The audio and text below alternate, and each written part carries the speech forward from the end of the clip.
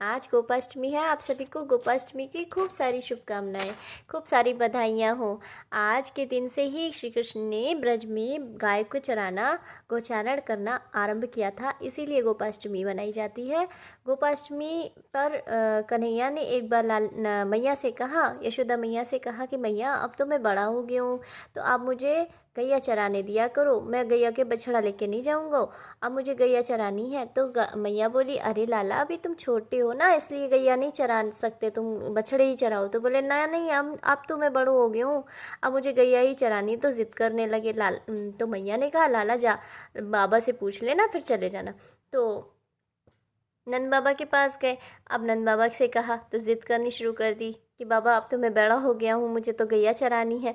तो बाबा ने कहा, अच्छा ठीक है लाला, गैया तो चराना, लेकिन पहले पंडित जी से मुहूर्त देख लें कि कौन से मुहूर्त में तुम चराओगे, अभी वैसे तो तुम छोटे हो। बोले नहीं नहीं, अब मैं बड़ा हो गया हूँ। तो उन्होंने कहा अच्छा ठीक है, जाओ पंडित जी को बुला लो। पंडित जी के पास पहुँचे दौड़ते भागते और कहा कि पंडित जी देखो, तुम्हें आज कोई मुहूर्त निकालना है गोचारण को, मुझे जानो है तो जानो है बस। तो उन्होंने कहा कि बोले देखो, अगर तुम आज का मुहूर्त निकालोगे ना तो मैं तुम्हें बहुत सारा माखून दूंगा। तो उन्होंने कहा अच्छा। तो अब लाला के आगे भैया किसकी चलती है, तो लाला ने जो कह दिया सो कह दिया।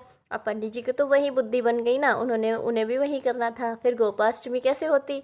तो पंडित जी से कहा, तो पंडित जी लौट आए और मुहूर्त निकाला। तो उन्होंने कहा देखो नंद बाबा, आज का ही केवल मुहूर्त निकल रहा है, अगले फिर 1 साल तक कोई मुहूर्त नहीं है। बहुत देर अलट पलट के देखते रहे। तो नंद बाबा ने कहा अच्छा, आज का ही मुहूर्त निकल रहा है। उन्होंने कहा हाँ।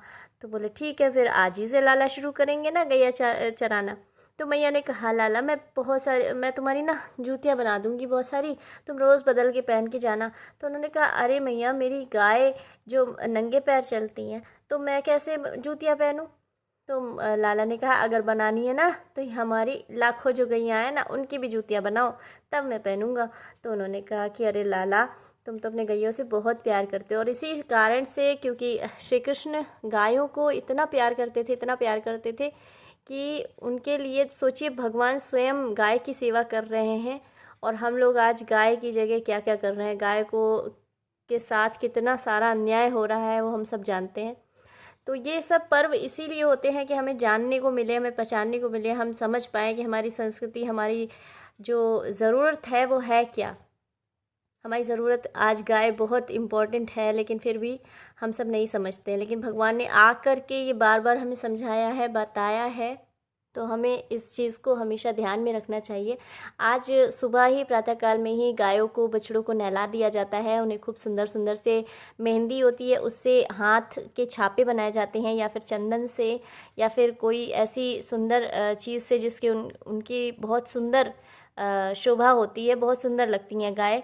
और ब्रज में तो सभी गायों को बहुत प्रेम से आज के दिन गौशालाओं में सब जगह पूजन होता है, उनकी आरती उतारी जाती है, उन्हें खूब सारा भोग लगाया जाता है। भोग में आप पूड़ी और खीर, हलवा वगैरह बना करके अपनी गौ माता को, अगर आपके घर में है तो बहुत ही अच्छी बात है, अगर नहीं है तो गौशाला में भी बना के आप पहुंचा सकते हैं, दे सकते हैं।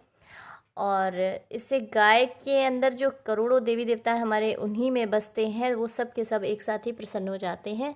तो इस कारण से भी लोग उस सुख समृद्धि गौ माता देती हैं। गौ माता जानती हैं कि आप क्या कर रहे हैं, वो सब अपने हृदय में आपको स्थान देती हैं, अपना दूध पिलाती हैं, आपको पालती पोसती हैं। इसलिए गौ माता बहुत ही इम्पोर्टेंट है हमारे लिए।